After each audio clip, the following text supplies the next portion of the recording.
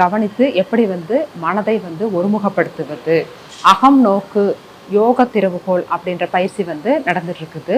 மூச்சை கவனிக்க கவனிக்க தான் நம்ம ஆன்மீகத்தில் முன்னேற்றம் அடைய முடியும். அந்த மாதிரி நம்ம மூச்சை கவனிச்சிட்டோம்னா எந்த ஒரு துன்பமும் இல்லைங்க. சீருலவும் என் குருவே சின்மயத்தின் தன்னுருவே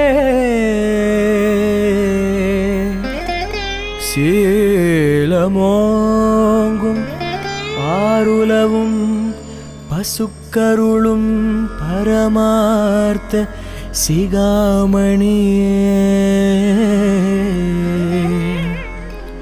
தாம்பரம் சர்க்குரு அன்பர்களுக்கு வணக்கம். ஸ்ரீ அகண்ட பரிபூரண சச்சிதானந்த சர்க்குரு சுவாமிகளின் திருவடிகளே சரணம். நம்மளுடைய தாம்பர சபையில் நிறைய நிகழ்வுகள் நடந்துகிட்டே இருக்குது. நம்ம அதை தொடர்ந்து பதிவிட்டுக்கிட்டே வரும். ஸோ ஒரு மனுஷனோட வாழ்க்கையில் தியானங்கிறது எவ்வளோ முக்கியமான விஷயம், அதை ஏன் நம்ம பண்ணணும் அப்படிங்கிற பல விஷயங்களை இன்றைக்கி நம்ம தெரிஞ்சுக்க போகிறோம். நம்மளுடைய சபையில் பார்த்திங்கன்னா தியான வகுப்புகள் தொடர்ந்து ரெகுலராக எல்லா நாளுமே நடந்துகிட்டு இருக்குது. சண்டேயில் பார்த்திங்கன்னா ஃபுல் டேவே நடக்கும். இன்றைக்கும் அதே மாதிரி தியான வகுப்பு நடந்துகிட்ருக்கு. ஸோ தியான வகுப்பு வந்த அன்பர்கள்கிட்டையும் சரி, அதை நடத்தக்கூடிய குருக்கிட்டையும் சரி நிறைய விஷயங்களை கேட்டு தெரிஞ்சுக்க போகிறோம். வாங்க நிகழ்ச்சிக்கு போகலாம். வணக்கம். தியானம் செய்யும் முறை. தியானம் என்பது மனதை அமைதியாகவும் ஒருமைப்படுத்தவும் உதவும் ஆன்மீக பயிற்சி. இதை செய்ய எளிய முறைகள் உள்ளன. முதலில் அமைதியான இடத்தை தேர்வு செய்யுங்கள். நம்முடைய தாம்பரம் சத்குருவான ஸ்ரீ அகண்ட பரிபூரண சச்சிதானந்த சத்குருவின் குருஷேத்திரத்தை போல் அமைதியான இடத்தில் உட்காருங்கள். காலையில் அல்லது மாலையில் தியானம் செய்வது நல்லது. உட்காரும் முறை. முதுகு நேராக இருக்கும்படி உட்காருங்கள். தரையில் பத்மாசனம் அல்லது நாற்காலியில் நேராக உட்காரலாம். கண்களை மெதுவாக மூடி உட்காரவும். மூச்சில் கவனம் செலுத்துங்கள். மெதுவாக மூச்சை உள்ளிழுத்து வெளியே விடுங்கள். உங்கள் கவனம் மூச்சின் மீது இருக்க வேண்டும். மனதை ஒருமைப்படுத்துங்கள். மனதில் ஒரு நல்ல எண்ணம் அல்லது இறைநாமம் நினைக்கலாம். வேறு எண்ணங்கள் வந்தால் கவலைப்படாமல் மீண்டும் மூச்சில் கவனம் செலுத்துங்கள்.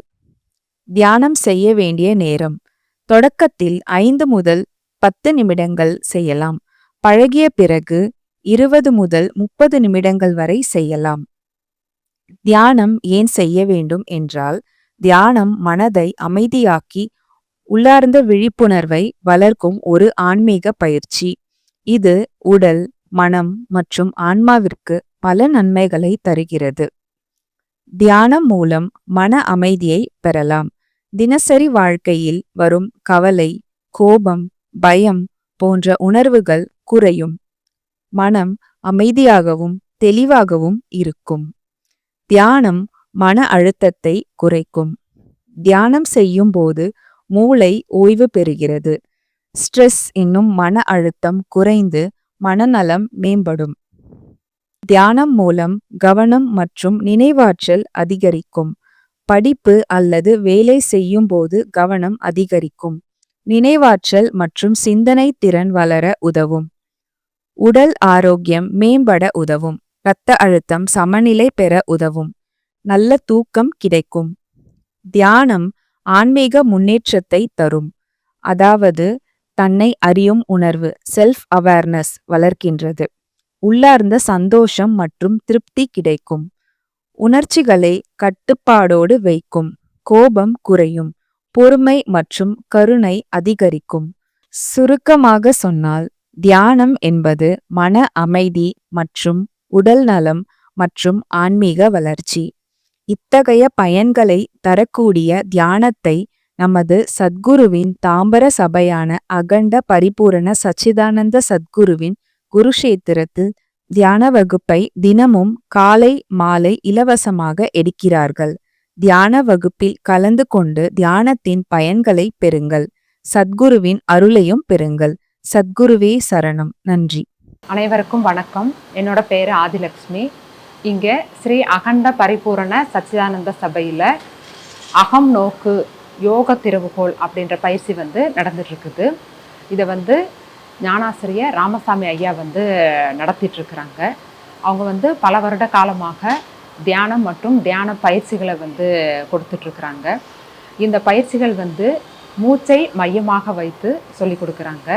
அதாவது மூச்சை கவனித்து எப்படி வந்து மனதை வந்து ஒருமுகப்படுத்துவது. அப்போது மனம் வந்து அமைதியாகணும் அப்படின்னா மூச்சு தான் வந்து நம்மளுக்கு மெயினானது. மூச்சை கவனிக்க கவனிக்க தான் நம்மளுடைய மனம் வந்து ஒருமுகப்படும். இப்படி மூச்சை கவனிக்க கவனிக்க தான் நம்ம வந்து ஆன்மீகத்தில் முன்னேற்றம் அடைய முடியும். அதுக்காக தான் வந்து இந்த பயிற்சி வந்து இங்கே சொல்லி கொடுக்குறாங்க. இன்று காலை 9 மணிலேருந்து மாலை வரைக்கும் இந்த பயிற்சி வந்து இங்கே நடக்க போகுது. நிறைய பேர் வந்து வந்திருக்கிறாங்க. இந்த பயிற்சியில் மனதுக்கு வந்து ஒரு அமைதியான நிலை வந்து வருது. இந்த மன அமைதி கிடைக்கிறதன் மூலம் நாம் நம்மளுடைய குடும்பத்துலேயும் சரி, சமுதாயத்துலேயும் சரி, எல்லோரோடையும் வந்து இணக்கமாக வாழ முடியும். அனைவருக்கும் நன்றி. வாழ்க வையகம், வாழ்க வையகம், வாழ்க வளமுடன். இது ஒரு அற்புதமான நிகழ்வு. கலந்து கொண்ட அனைவருக்கும் நன்றியும் வாழ்த்துக்களும். இந்த ஆசிரியர் சொல்லுவாங்க, பேச்சை குறை மூச்சை கவனி அப்படின்னு சொல்லுவார். அந்த மாதிரி நம்ம மூச்சை கவனிச்சிட்டோம்னா எந்த ஒரு துன்பமும் இல்லைங்க. நம்ம ஆனந்தத்தை விட அமைதியை நம்ம கண்டிப்பாக உணரலாம். நான் இந்த மூச்சு இது பயிற்சியாக செய்வதை விட தினமும் செய்கிற வேலையோடையே நம்ம மூச்சியை கவனிச்சுக்கிட்டு வரும்போது அது ஆனந்தம் என்பதை விட அமைதியாகும். அனைவரிடம் நாம் அமைதியாக இருப்போம்.